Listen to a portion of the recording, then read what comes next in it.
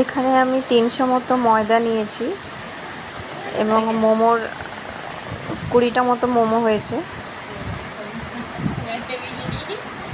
আপনারা আপনাদের পরিমাণ মতো ময়দা নিয়ে নেবেন।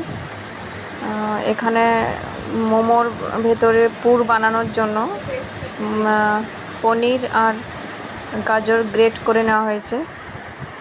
এরকম সাইজের মোমো তৈরি করা হয়েছে। আপনারা আপনাদের পছন্দ মতো সাইজ করে নেবেন। এখানে গ্যাসে জল গরম করে তার উপরে স্টিম করা হয়েছে। চাটনি বানানোর জন্য টমেটো, কাঁচা লঙ্কা গ্রেট করে নেওয়া হবে। মিক্সিতে পেস্ট করে নিয়েছি। তার সাথে লেমন আর রসুনও ছিল। খুব ভালো একটা তৈরি হয়েছে স্বাদ।